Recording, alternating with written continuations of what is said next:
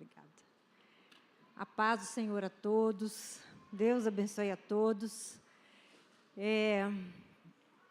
Nosso pastor não está aqui hoje à noite. Ele está pregando em uma outra denominação, em Bom Jesus do Galho.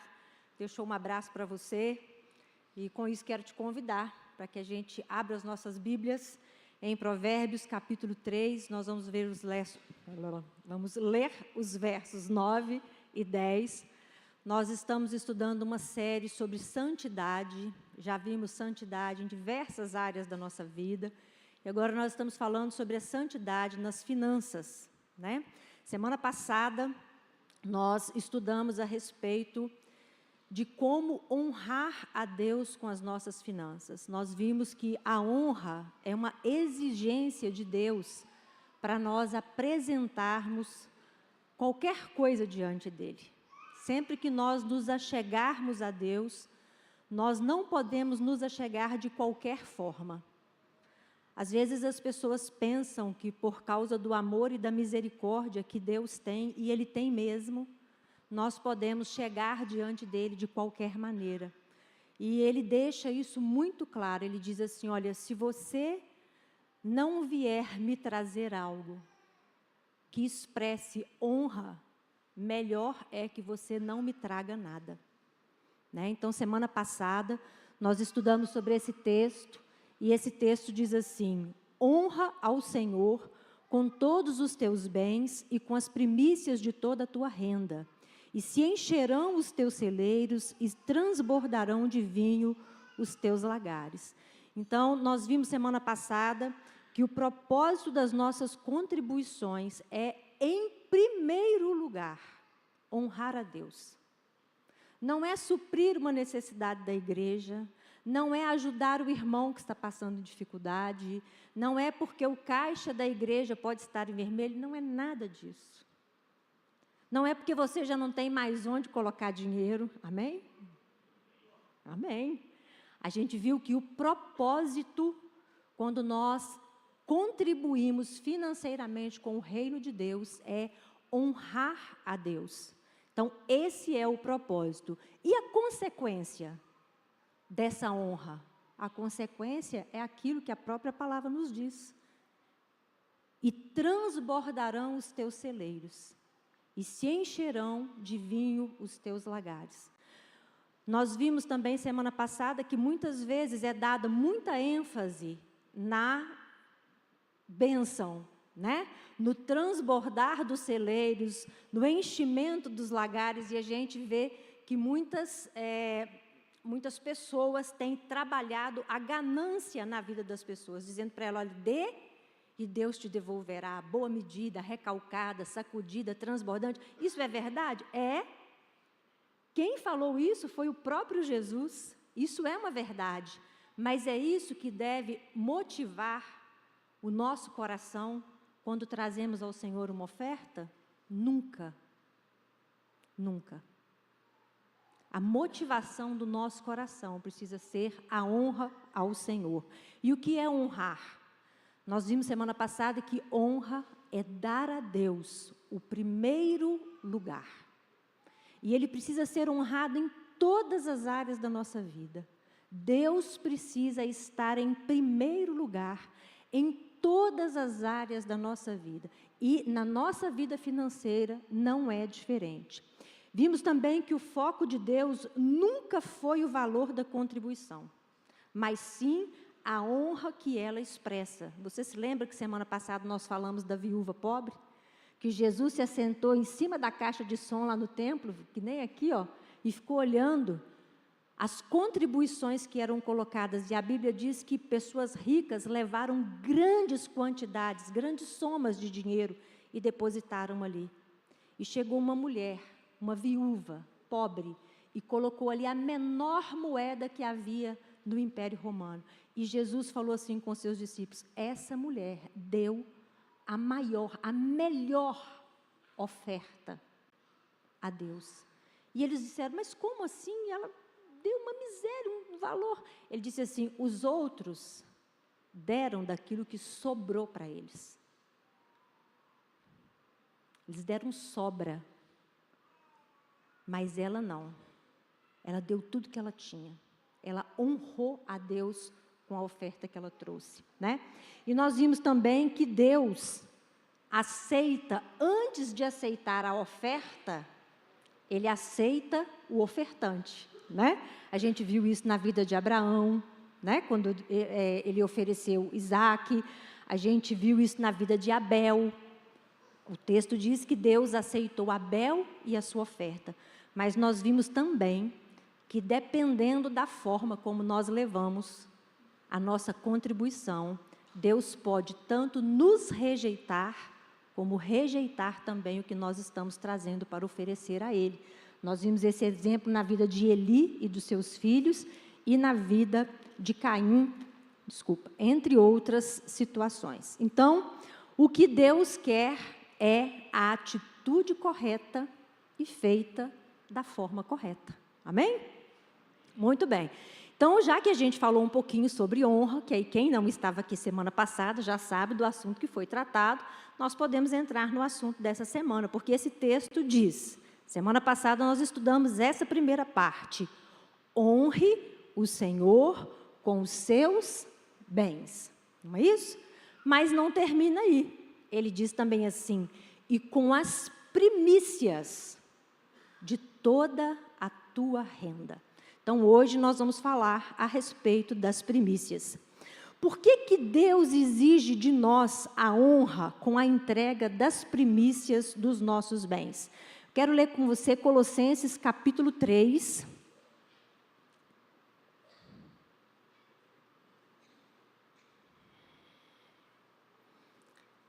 Colossenses capítulo 3. Irmãos, vocês me desculpem aqui, eu também estou aprendendo a mexer nisso aqui.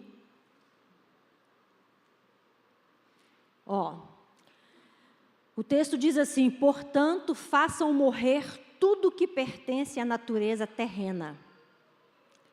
Será que a natureza terrena está gritando dentro de você? Se ela estiver gritando, nós precisamos fazer ela morrer. Dentro de qualquer um de nós, isso vale para todo mundo. E ele diz assim, mostrando que a natureza terrena clama dentro de nós. Imoralidade sexual, impureza, paixões, maus desejos. Aí ele para e fala a última. E avareza, vírgula, que é idolatria. Por que Deus exige de nós honra com a entrega das primícias? Porque Deus não quer que você seja uma pessoa avarenta. Porque o avarento é idólatra. E o que a palavra de Deus diz a respeito do idólatra é que ele não herdará o reino dos céus. Às vezes nós olhamos para algumas religiões que têm muitos deuses, né? Poucos dias atrás nós estávamos fazendo uma live com um pastor da Índia. A Índia tem milhares de deuses. E nós apontamos para os indianos e dizemos, eles são idólatras. Mas pode ser que em algum momento um indiano se levante e diga para nós, vocês entregam a Deus a primícia? Vocês honram a Deus com os bens de vocês? Se vocês são avarentos, vocês também são idólatras. Então, por isso nós estamos estudando a respeito desse assunto, para que os pecados que forem encontrados em nós sejam confessados ao Senhor. Em Mateus 13, 22, Jesus fala a respeito da fascinação das riquezas. Eu quero abrir esse texto, porque agora há pouco nós estávamos falando a respeito desse assunto. Mateus 13, 22. Pode abrir para mim, por favor? O texto diz assim, o que foi semeado entre os espinhos é o que ouve a palavra, porém as preocupações desse mundo e a fascinação das riquezas sufocam a palavra e ela fica infrutífera. Irmãos, tem um texto que a gente lê e a gente usa muito, e a gente fala ele muito na igreja, muito. Esse é um texto muito conhecido, tipo Salmo 23. Quando a gente diz assim, o Senhor disse que a palavra dele não volta vazia. O Senhor disse isso? Disse. Está lá em Isaías 55, 11. Pode abrir aí para mim? Acho que eu não pedi esse texto, não. Deixa eu só ver se é esse mesmo. Assim será a palavra que sair da minha boca. Não voltará para mim vazia, mas fará o que me apraz e prosperará naquilo para que a designei. A gente usa esse texto como uma verdade absoluta e como se essa verdade se aplicasse em todos os ambientes, em todos os lugares, em todos os tempos e em todas as situações. Isso não é verdade. Nesse texto, o Senhor estava falando de corações quebrantados, de corações que se tornaram terra boa, assim como o texto anterior que a gente estava lendo, onde Jesus estava falando a respeito da parábola do semeador. Ele diz assim, olha, das 4 sementes que foram lançadas, apenas uma frutificou. As demais morreram. E ele disse assim, o amor às riquezas, a paixão pelas riquezas, sufoca a palavra, mata a palavra, impede a palavra de Deus de prosperar dentro do nosso coração. Sabe por quê? Porque quando essa palavra chega, e ela podia trabalhar ali dentro de nós, ela podia revolver dentro de nós, ela podia entrar ali e começar a criar raízes, e daí a pouco ela se tornar uma árvore tão frondosa e produzir tantos frutos, e dar tanta sombra, trazer tanta paz, trazer refrigério, ela encontra ali naquele ambiente um outro Deus que não o Senhor da nossa vida. E ela encontra ali alguém que é apaixonado por aquilo que tem. E nesses dias, enquanto eu estava preparando essa palavra, né? O Senhor falou comigo a respeito de casais. Gente, isso é uma coisa tão séria, que as pessoas são capazes de ter um filho em comum, mas elas não têm finanças em comum. Elas são capazes de compartilhar o próprio corpo, de manter relações sexuais com um cônjuge, mas as finanças elas se recusam a compartilhar. Elas são capazes de dividir tudo, mas não toca no dinheiro, porque esse assunto não é assunto para ser mexido. Não pode haver comunhão no que diz respeito ao dinheiro. Veja a seriedade, por que Deus trata tantas vezes a respeito desse assunto na palavra dele. Porque a única coisa que foi tratada na Bíblia que pode ocupar o lugar de Senhor no nosso coração, foi tratado por Jesus, é o amor ao dinheiro. Ele pode ocupar o mesmo lugar que Jesus deveria estar ocupando dentro do nosso coração, né? E aí, o dinheiro precisa ocupar o lugar correto na nossa vida, senão ele se torna o nosso Senhor e nós os seus servos. Não é problema nenhum você ter dinheiro. O único problema é o dinheiro ter você. O seu coração está focado e estar ligado nele. E aí em Deuteronômio 26, versos 1 a 11, nós vamos ler esse texto, nós vamos falar agora especificamente a respeito das primícias, porque o Senhor pediu que nós o honrássemos. Deuteronômio 26, vocês já devem estar lá na frente, né, gente? Então o Senhor diz assim, ao entrar na terra que o Senhor, seu Deus, lhe dá por herança, ao possuir e morar nela, você deve pegar as primícias de todos os frutos que colheu na terra que o Senhor, seu Deus, lhe deu, colocá-las num cesto e ir ao lugar que o Senhor, seu Deus, escolher para lhe fazer habitar o seu nome. Você chegará ao sacerdote que estiver de serviço naqueles dias e lhe dirá: hoje declaro ao Senhor, seu Deus, que entrei na terra que o Senhor, sob juramento, prometeu dar aos nossos pais. O sacerdote pegará o cesto e o colocará diante do altar do Senhor seu Deus. Repita comigo, diante do altar do Senhor seu Deus. Então você testificará diante do Senhor seu Deus, dizendo: meu pai foi um arameu prestes a perecer. Ele foi para o Egito e ali viveu como estrangeiro, com pouca gente. E ali veio a ser uma nação grande, forte e numerosa. Mas os egípcios nos maltrataram, oprimiram e nos impuseram dura servidão.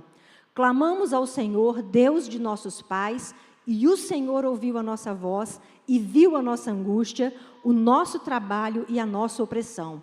E o Senhor nos tirou do Egito com mão poderosa, com braço estendido, com grande espanto, com sinais e com milagres. E nos trouxe a este lugar e nos deu essa terra, terra que mana leite e mel.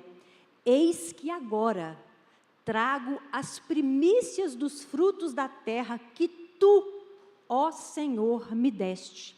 Então você as colocará diante do Senhor, o seu Deus, e se prostrará diante dele. Você se alegrará por todo o bem que o Senhor, seu Deus, tem dado a você e a sua casa, e também se alegrarão os levitas e os estrangeiros que morarem onde você vive. Muito bem, só até aqui, do 1 ao 11. Então, em Deuteronômio 26, de 1 a 11, o Senhor estabelece aos israelitas um princípio que já vinha sendo aplicado desde o início, desde a criação do homem. Se você for lembrar comigo o texto, um dos textos que foi lido semana passada, que está em Gênesis no capítulo 3, acho que não precisa abrir ele agora, você vai se lembrar que a palavra de Deus diz que Abel chegou ao Senhor para oferecer as primeiras crias do seu rebanho. E olha que ainda não havia lei nessa época. Às vezes as pessoas dizem assim, primícia, dízimo, isso são coisas da lei. Gente, não tinha lei nessa época. Não tinha Moisés nessa época. Não tinha nada disso nessa época. Mas Abel já sabia. Primeiro Deus, depois eu. Os primeiras ovelhinhas que nascerem pertencem ao Senhor, depois eu. E a Bíblia diz que Caim, por sua vez, ao cabo de dias, depois de tudo, depois que ele comeu, depois que ele pagou as contas, depois que ele sobrou. E quando não sobra? Tem gente que não está sobrando nada. Mas vamos dizer que sobrou. Sobrou. Dá para Deus. Entrega lá, bota no envelope e dá para Deus. Muito bem. Então, o Senhor, nesse momento aqui, está estabelecendo agora de forma clara para o seu povo, organizando o seu povo, dizendo aquilo que já é princípio, que já é aplicado desde o início. Vamos regulamentar isso, vamos organizar isso, a forma como será feita. Então, ele orienta que as pessoas honrassem a ele com os primeiros frutos daquilo que elas fizessem. Você produz trigo? Traga. As pessoas iam até a plantação de trigo, e aquilo que o braço delas alcançasse, elas cortavam aquele feixe de trigo, e no primeiro dia, após o corte, elas iam até o templo. Antes delas colherem o restante, antes delas fazerem qualquer outra coisa com o fruto que elas iriam colher, a primeira coisa que elas fariam é ir até diante do altar do Senhor e entregar ao sacerdote para que ele fizesse aquela oferta da primeira parte. E com isso aquela família estaria dizendo ao Senhor: Senhor, eu estou te honrando. Sabe por quê, Senhor? Porque eu reconheço onde eu estava, de onde eu saí, quem foi que me tirou, quem me colocou numa terra boa, que mana leite e mel. E agora eu estou aqui, trazendo fruto do meu trabalho, em honra ao Senhor. Porque eu só estou aqui, porque o Senhor permitiu que eu estivesse. Então, eu estou honrando o Senhor com a primeira parte do que eu estou colhendo. Então, isso era uma forma de honrar a Deus. E Jesus, ele vai chancelar esse princípio das primícias, porque as pessoas dizem assim, não, como a lei acabou, não existe mais primícia no Novo Testamento. Isso não é verdade. Jesus, em vários momentos, ele vai falar a respeito de primícia. Em vários momentos, ele vai falar a respeito de honra com aquilo que é mais importante, com aquilo que há de melhor. O apóstolo Paulo, da mesma forma, em vários momentos, ele vai falar a respeito de nós honrarmos a Deus, e honrarmos não de qualquer forma, honrarmos com as primícias. Ele chega a dizer aos coríntios, se a primícia da massa for boa, todo o restante da massa será bom. Do que ele estava falando? Estava falando de primícia, né? E aí Jesus, ele em Marcos, no capítulo 12, dos versos 29 a 33, Marcos 12, 29 a 33, Jesus diz o seguinte, Jesus respondeu, o principal é, escute, ó Israel, o Senhor nosso Deus é o único Senhor. Ame o Senhor seu Deus. Olha a primícia. De todo o coração, de toda a sua alma, de todo o seu entendimento e com toda a sua força. O segundo é, ame o seu próximo como você ama a si mesmo. Não há outro mandamento maior do que estes.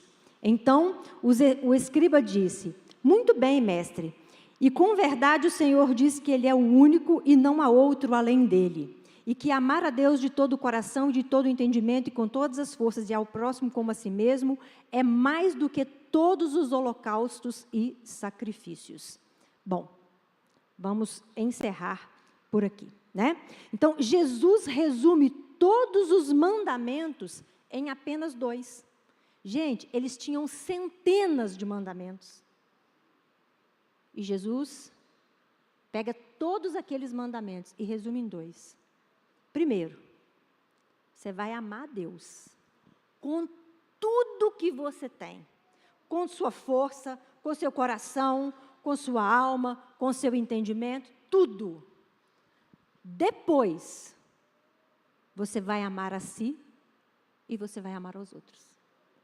Depois que você amar a Deus, em primeiro lugar, você vai amar a si mesmo. Depois que você amar a Deus em primeiro lugar, você vai amar seu filho.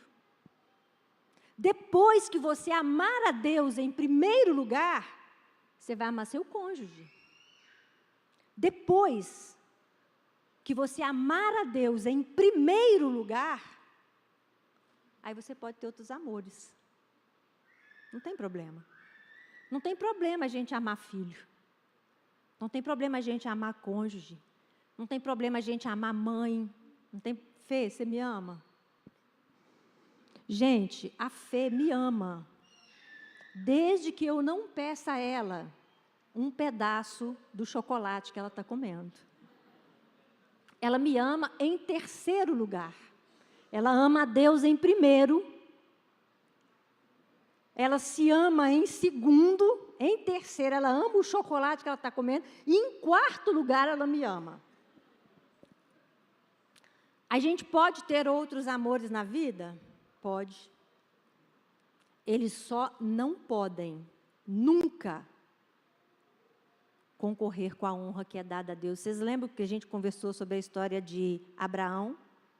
Como é que o filho começou a tomar no coração dele um lugar que aquele menino nunca deveria ter ocupado?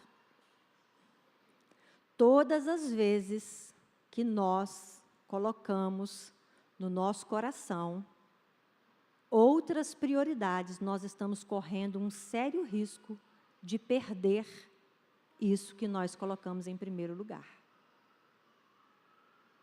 Porque isso precisa ser removido do altar do nosso coração. E tomara que cada um de nós remova de livre e espontânea vontade. Remova voluntariamente. Não é? Porque nada pode ocupar um lugar que é de Deus na nossa vida. Então, Jesus está aqui ratificando, né? Está confirmando a lei das primícias na nossa vida. Primeiro Deus, depois os outros e as outras coisas. A primícia nos qualifica para ser ou não discípulos de Jesus. Eu quero te convidar a ler comigo Lucas 14, 25 a 32. Gente, são muitos textos, mas você nunca vai dizer que você não sabia a respeito desse assunto. Lucas 14, nós vamos ler a partir do verso 25. Grandes multidões acompanhavam Jesus, e ele, voltando-se, lhes diz para a multidão: se alguém vem a mim e não me ama mais do que ama o seu pai, a sua mãe, a sua mulher, os seus filhos, os seus irmãos, as suas irmãs e até a sua própria vida, termina a frase para mim.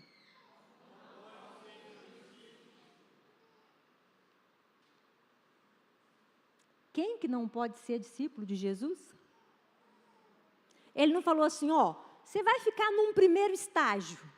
Vamos dizer que você vai começar a primeira fase. Até você ir se desapegando, até você ir se desprendendo. Jesus estava sendo seguido por uma multidão. E deixa eu falar uma coisa com você. Todas as vezes que você vir nos evangelhos Jesus sendo seguido por uma multidão, logo a seguir você vai ver Jesus falando a respeito das coisas mais sérias do reino de Deus, porque as coisas mais sérias do reino de Deus são aquelas que peneiram a multidão dos discípulos. E você vai saber se você está na multidão que segue Jesus, ou se você é um discípulo de Jesus, se Jesus ocupar o primeiro lugar na sua vida. Ele diz, se você ama mais o seu pai, se você ama, olha que ele está falando de amores, gente, que são muito intensos.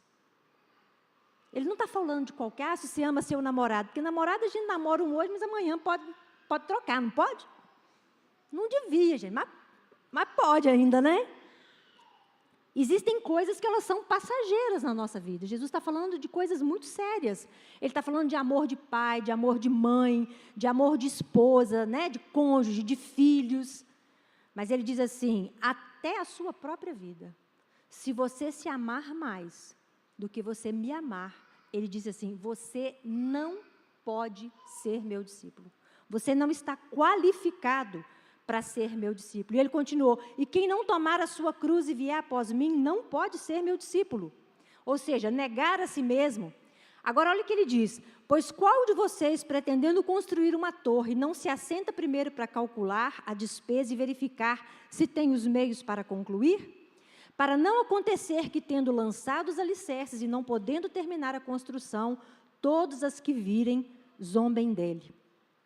Dizendo, este homem começou a construir e não pôde acabar. Ou qual é o rei que, indo para combater outro rei, não se assenta primeiro para calcular se com 10.000 homens poderá enfrentar o que vem contra ele com 20.000? Caso contrário, estando o outro ainda longe, envia-lhe uma embaixada pedindo condições de paz. Assim, pois, qualquer um de vocês, olha o que esse texto diz, qualquer um de vocês que não renuncia a tudo que tem, não pode ser meu discípulo. Não pode. Você pode fazer parte da comunidade Águas Vivas? Pode. Você pode ter uma carteirinha de uma igreja? Pode. Você pode ter um cargo na igreja? Pode. Você pode ser pastora de uma igreja? Pode. Mas o que vai me qualificar como uma discípula de Jesus? Aquilo que ele encontrar aqui dentro. Você não vê. Talvez você olhe e diz assim, nossa, fulano, meu Deus, aquele é um homem de Deus. Talvez você olhe para uma mulher e diga, nossa, como eu gostaria de ser como aquela mulher é uma mulher de Deus. Mas Jesus está vendo até onde eu estou disposta a andar com Ele. Tem alguma coisa na sua vida que se Jesus tocar, se Jesus mexer nela, se Jesus pedir a você assim, eu quero isso. Como ele falou com Abraão, ele viu o relacionamento de Abraão com Isaac e disse assim, me oferece o teu filho, o teu único filho, o filho a quem amas. Ali, o Senhor estava fazendo uma prova, para que Abraão soubesse se ele era discípulo do Senhor ou não. Gente, a gente tem visto tantas coisas no centro do Evangelho, né? Você nasceu para ser feliz, você nasceu para ser bem-sucedido, você tem poder em si mesmo.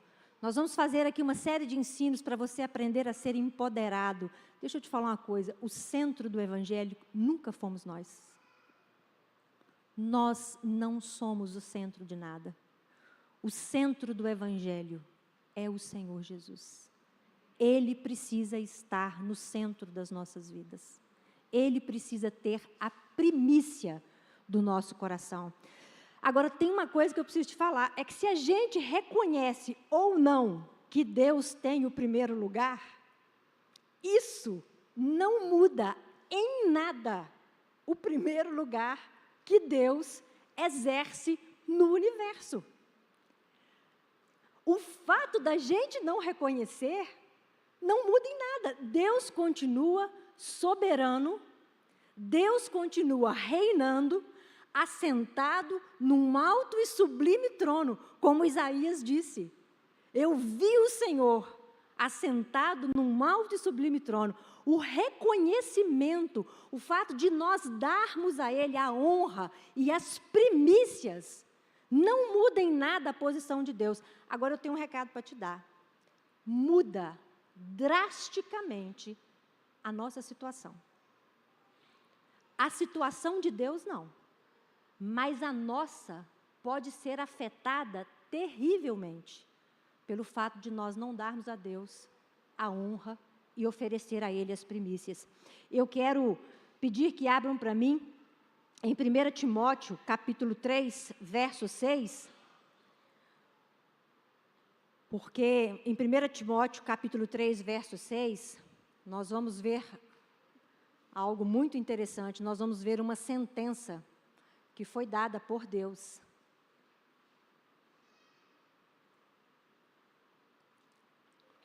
Que o bispo não seja recém-convertido, para não acontecer que fique cheio de orgulho. Aí, olha o restante dessa frase. E incorra na condenação do diabo. Você sabia que o diabo já foi condenado? Você sabia que existe um prazo entre a sentença condenatória ser proferida pelo juiz e até chegar o momento da execução dessa sentença? Deixa eu te falar uma coisa, Satanás já foi condenado. E Jesus disse isso lá no livro de Lucas, ele vai dizer, eu vi Lúcifer caindo do céu como um raio. Jesus estava presente no dia da condenação de Lúcifer. Agora, um dia, a Bíblia diz que ele será lançado no lago de fogo. Ali vai ser o momento do cumprimento da sentença. E sabe o que foi que levou Lúcifer a ser condenado por Deus? Deus chama Lúcifer de querubim ungido. Ele era responsável pela adoração no céu. Mas num determinado momento, no coração, ele começou a desejar ocupar o lugar que não era dele. Ele começou a desejar, a ocupar o primeiro lugar. Quando o Senhor falava com o povo de Israel assim, vou voltar lá na lei das primícias, tem uma parte muito interessante. O jumento foi considerado pelo povo, por Deus, para o povo de Israel, como um animal impuro.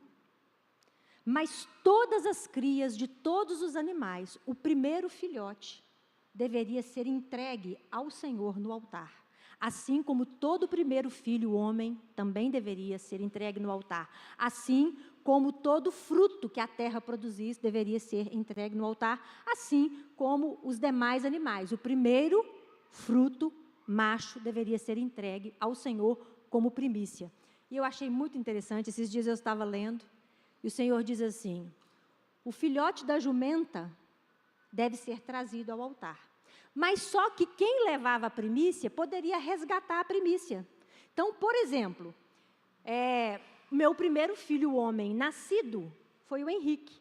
Então, eu deveria levar o Henrique e oferecê-lo no altar do Senhor, como primícia dos meus filhos. Se eu não quisesse que o Henrique ficasse ali no templo servindo ao Senhor e eu quisesse resgatá-lo para eu cuidar dele, para eu educá-lo, para eu viver com ele, eu daria uma outra oferta ao Senhor no lugar daquele filho, em resgate por ele. E a partir daquele momento, então, o Henrique voltaria ao meu convívio familiar. Alguns pais não quiseram fazer isso. Ana, por exemplo, juntamente com seu marido, eles levaram Samuel para servir ao Senhor. Não resgataram Samuel, porque a Ana disse, olha, o primeiro filho que o Senhor me der, eu vou consagrá-lo ao Senhor para que ele te sirva todos os dias da sua vida. Então, ela não fez o resgate. Então, assim como os filhos, os animais também podiam ser resgatados. Mas o Senhor faz um negócio muito interessante. Aquilo que era impuro não podia continuar ali no templo. E o Senhor diz assim, pega o filhotinho da jumenta e quebra o pescoço dele. Eu falei, meu Deus, mas tem a menor lógica que a pessoa traz ali um animal ótimo, inclusive, para ser usado, né? Nas plantações, para levar carga e tudo mais. Quer dizer, o Senhor nem fica com ele e nem permite que ele seja usado. E o Senhor falou comigo assim, aquilo que é meu não é para ser usado por ninguém. Queridos, quantas vezes nós estamos comendo aquilo que é do Senhor? Quantas vezes nós estamos vestindo aquilo que é do Senhor? Quantas vezes o transporte no qual nós estamos andando é fruto daquilo que deveria ter sido deixado no altar? A casa que nós estamos morando foi construída com parte do dinheiro que pertence ao Senhor. E nós tocamos nele. E trouxemos, o Senhor estava dizendo ao povo de Israel, eu faço o que eu bem entender com aquilo que for colocado no meu altar, mas vocês não toquem naquilo que não pertence a vocês. Olha a seriedade disso, né? Então, Paulo fala a respeito da condenação que Lúcifer recebeu por não dar a honra e o primeiro lugar a Deus e tentar ocupar esse lugar. Agora tem uma coisa, gente, a honra atrai a bênção de Deus. Assim como a gente tem falado que a maldição, né, é atraída pela desonra, a honra também atrai a bênção. Ezequiel 44, 30. Gente, eu estou perdida aqui nesse 44, 30, né?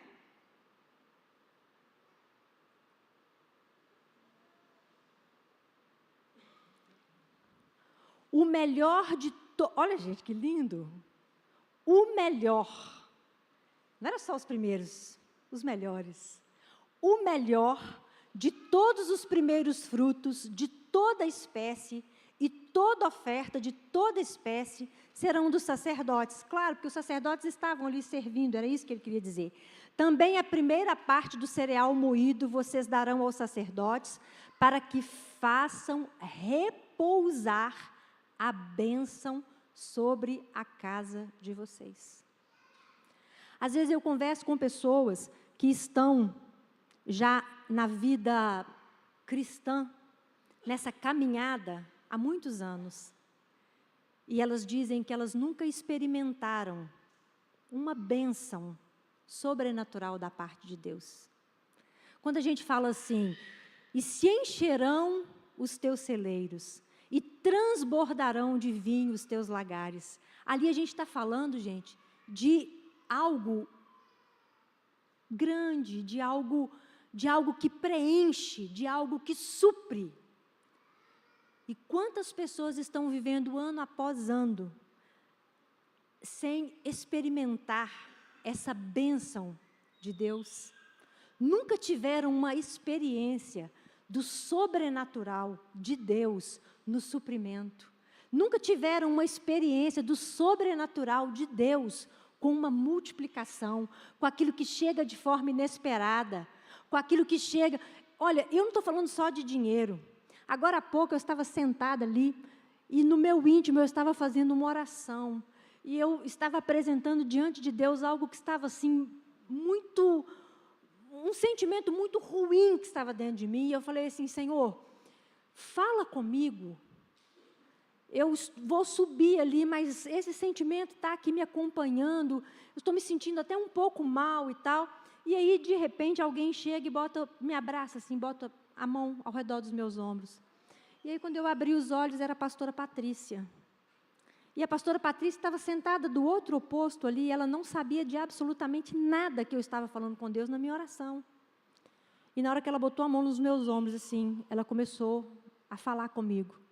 Uma palavra que vinha justamente de encontro àquilo que eu estava orando no meu íntimo, alguns segundos antes.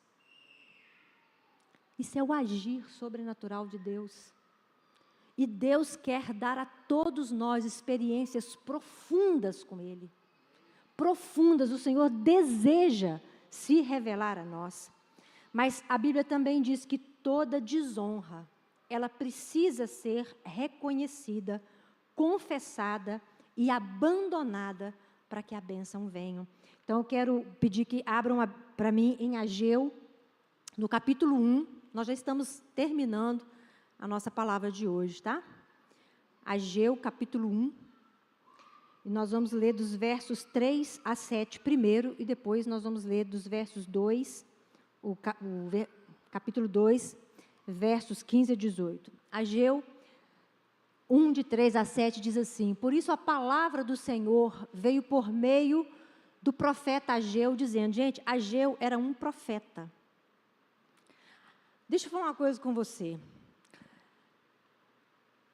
Todas as vezes que Deus quer fazer um concerto conosco, a primeira coisa que o Senhor envia é um profeta para nos alertar a respeito daquelas áreas que precisam ser consertadas na nossa vida. Lá no livro de Apocalipse, a partir do capítulo 2, você vai ver Jesus profetizando para 7 igrejas da Ásia Menor. E ele vai falar com cada uma delas de forma específica a respeito de pecados e de acertos também. Mas principalmente a respeito das falhas, porque a maior intenção de Deus não é a nossa condenação. O que Deus mais deseja é o nosso arrependimento, a nossa confissão e a nossa mudança de postura. E Jesus vai dizer para as igrejas ali, para cada uma, ele vai dizer, olha, na sua vida tem esse e esse ponto que estão indo muito bem, nisso aqui você acertou, isso aqui está ótimo e tal, mas ele diz, olha, mas tem um porém. Olha, essa e essa área aqui precisam de uma atenção. Você está pecando aqui, aqui e aqui. E no final ele diz assim, se você ouvir, ótimo. muitas bênçãos virão. Ele diz assim, mas se você não atentar, aí ele começa a dar, então, as sentenças. Ele diz assim, eu virei contra ti e moverei de ti o teu candelabro. Se você não ouvir, vai acontecer isso, isso e isso. Muitas igrejas deram ouvidos, outras não. E essas igrejas, elas foram eliminadas. Você quer ver uma igreja que foi eliminada? A igreja de Éfeso. A igreja de Éfeso, ela foi alertada por Jesus. E pensa numa igreja na qual houve tanto investimento. Imagina o tanto que o apóstolo Paulo trabalhou para que aquela igreja nascesse, para que aquela igreja crescesse, para que aquela igreja se fortificasse. Nós temos uma das cartas que hoje a gente lê e que nos alimenta muito na palavra, que é a carta aos Efésios, não é isso? Então, mas Jesus deu uma palavra à igreja de Éfeso. E a igreja de Éfeso não atentou para a palavra. Poucos anos depois, aquela igreja não existia mais. Então, veja bem, todas as vezes que Deus tem algo para falar conosco, Ele envia a sua palavra para fazer conosco um concerto. E aqui não foi diferente. Ele enviou o profeta Ageu para falar com o povo de Israel o seguinte, olha, então veio a palavra do Senhor dizendo, acaso é tempo de vocês morarem em casas luxuosas, enquanto esse templo permanece em ruínas? Portanto, assim diz o Senhor dos Exércitos, considerem o que tem acontecido com vocês. Próximo. Vocês semearam muito e colheram pouco. Comem, mas isso não chega para matar a fome. Bebe, mas isso não dá para ficarem satisfeitos. Põe roupa, mas ninguém se aquece. E o que recebe salário, recebe-o para colocá-lo numa sacola furada. O próximo. Assim diz o Senhor dos Exércitos, considerem o que tem acontecido com vocês. Então o Senhor está dizendo para esse povo, olha, vocês estão colocando muitas outras coisas em primeiro lugar. Não tem problema ninguém morar numa casa bonita, não tem problema você se vestir bem, não tem problema você andar num carro bacana, não tem problema você viajar, não tem problema nada disso. Desde que para fazer essas coisas, você não toque naquilo que não te pertence. Às vezes nós olhamos para o político e dizemos, é corrupto. Ah, está andando naquele jatinho lá, mas o dinheiro que ele está pagando aquele jatinho é meu. Ah, está comprando aquilo lá, está jantando naquele restaurante, mas ele está jantando lá com o dinheiro que é meu. Não é? E se o Senhor descer para fazer uma demanda conosco? E se o Senhor descer para ter uma conversa comigo e com você? Não tem problema, nós podemos usufruir de toda a bênção que Deus tem nos dado, desde que para isso nós não estejamos tocando naquilo que não nos pertence. Mas olha o capítulo 2, versos 15 a 18. Agora considerem tudo o que aconteceu desde aquele dia. O Senhor não mandou o profeta Ageu falar com eles? Sabe o que eles fizeram? Reconheceram, disseram, é verdade. A gente está morando em vários palacetes, cada um numa casa mais linda que a outra, a gente estava fazendo tudo errado. Mas, Senhor, nos perdoa. Nós estamos aqui reconhecendo, confessando o nosso pecado, e vamos fazer o seguinte, nós vamos calcular aqui o que nós tiramos do Senhor e vamos trazer de volta. E a Bíblia diz então que eles começaram a trazer tudo que estava em desordem e apresentar diante do altar do Senhor. E a Bíblia diz então que a reconstrução começou e as coisas foram acontecendo, e eles foram trazendo isso de forma consciente e com honra. E aí o Senhor aceitou tanto o arrependimento e a confissão deles, como aceitou também as ofertas. Aí o Senhor diz assim, ó, considerem tudo o que aconteceu desde aquele dia. Você acha que Deus não vê, não? Você acha que Deus não lembra do dia do nosso arrependimento, não? Você acha que Deus não lembra do dia da nossa confissão, não? O Senhor lembra. O Senhor diz assim, ó, meus olhos estão atentos sobre tudo, inclusive sobre aquele que pratica a justiça. E aí ele diz assim, antes de vocês terem começado a colocar pedra sobre pedra no templo do Senhor, próximo, antes daquele tempo, alguém vinha a um monte de trigo esperando encontrar 20 medidas, e havia somente 10. Vinha ao lagar para tirar 50 medidas, e havia somente 20. O próximo. Eu os feri com queimaduras, com ferrugem, com granizo, e tudo o que vocês fizeram. Mas não houve entre vocês quem voltasse para mim, diz o Senhor. O próximo. Por isso, desde o dia de hoje, desde o 24º dia do 9º mês, desde o dia em que foram lançados os alicerces do templo do Senhor, considerem no seguinte, o próximo, por gentileza. Ainda há semente dos celeiros? Além disso, a videira, a figueira, a romanceira e a oliveira não têm dado seus frutos, mas de hoje em diante, eu abençoarei vocês. Deus estava dizendo o seguinte, vocês chegavam esperando... Gente, quantas vezes isso pode ter te acontecido? Você estava lá com aquele dinheiro que você dizia, agora eu vou fazer isso. Quando você pensava que não, vinha uma doença. Tinha que gastar aquele dinheiro todo. Você fazia planos daquela reforma. Quando pensava que não, batia o carro estragava. Você fazia projetos daquela viagem que você tanto sonhou, chegou até a comprar a passagem.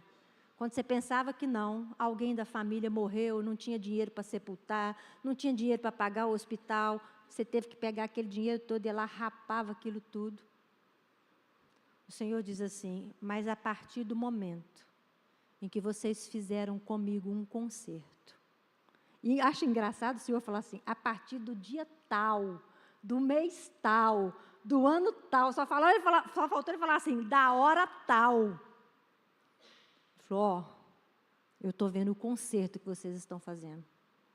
Ele está dizendo assim, e eu abençoarei vocês. Gente, coisa que Deus mais deseja é fazer os nossos celeiros transbordarem. Quando os nossos celeiros transbordam, como nós podemos ser generosos? O apóstolo Paulo disse à igreja de Coríntios, eu estou orando para vocês serem muito prósperos, porque quanto mais prósperos vocês forem, mais vocês poderão abençoar a obra de Deus.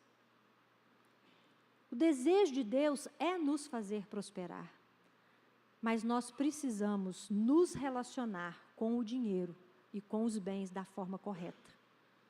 Porque se o Senhor nos fizer prosperar com esse relacionamento da forma incorreta, o que Deus está arrumando para nós é morte súbita. O que é uma morte súbita, pastor? Aquela morte que não dá nem tempo de você pensar nela. Quando você pensar que nós já morreu. E não é isso que Deus quer. Buscai, pois, em primeiro lugar o reino de Deus e a sua justiça, e todas as demais coisas te serão acrescentadas. Amém? Quero te convidar a ficar de pé.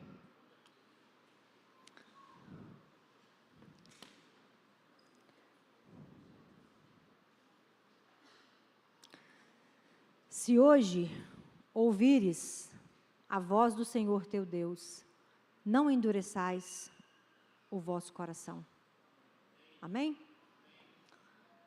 Então vamos orar. Querido Deus, essa noite, Senhor, nós cantamos a respeito de te honrar, a respeito do Senhor ser tudo para nós, a respeito de dar ao Senhor tudo que nós temos, de dar ao Senhor tudo que nós somos, mas nós não queremos ser pessoas como Jesus denunciou. Esse povo me honra com os lábios, mas o coração está distante de mim.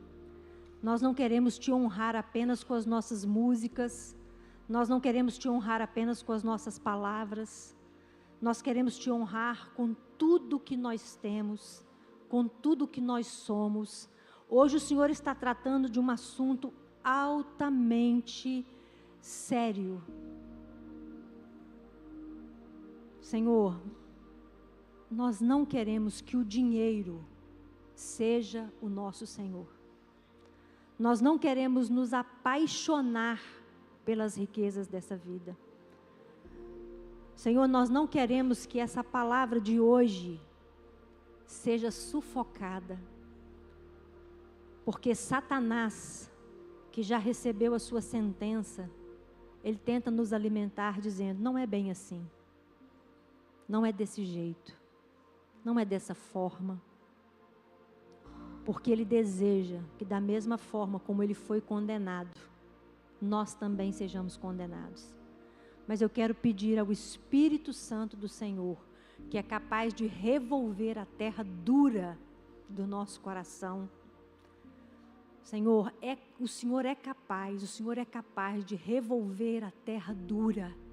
O Senhor é capaz de revolver aquela terra que todo mundo olha e diz aí não vai dar nada. Porque esse coração é ganancioso. Aqueles que as pessoas olham e dizem assim, essa pessoa aí é idólatra, ama dinheiro. E quem sabe é mesmo. Mas para isso se manifestou o Filho de Deus, para destruir as obras do diabo. E nós clamamos agora, Senhor, uma ação sobrenatural do Senhor, sobre a vida de todos os que estão ouvindo essa palavra. Seja aqui no templo, seja em casa, seja hoje, seja qualquer outro dia que a palavra alcançar o coração. Que a palavra do Senhor entre ali de forma profunda, Senhor, a quebrantar o nosso coração, a nos levar a um profundo arrependimento, de alguém que diz assim, eu me arrependo, porque eu estou trazendo para o Senhor o resto. Isso quando eu trago. Eu estou te entregando, Senhor, a minha oferta, o meu dízimo ao cabo de dias, como Caim fez. Depois que eu termino de pagar tudo, sobrou? Sobrou. Dá para Deus, dá para a igreja, dá lá para o pastor, dá lá para aquela obra lá, o pastor fala tanto daquele negócio dos moradores de rua, dá um dinheiro lá. O Senhor nunca recebeu esmola. A esmola pode entrar até na contabilidade, mas no reino do Senhor ela nunca entrou. Senhor, perdoa todas as vezes que nós trouxemos ofertas que machucaram o teu coração. Todas as vezes que nós trouxemos no nosso envelope aquilo que fere a honra do Senhor. Aquilo que fere o lugar que o Senhor deveria ocupar. Senhor, e continua prosperando todo aquele que tem um coração quebrantado e contrito na tua presença, todo aquele que te recebeu e te colocou no lugar de honra, Senhor. Todo aquele que tem dito primeiro o Senhor, depois eu. Se faltar, que falte para mim. Mas o Senhor não.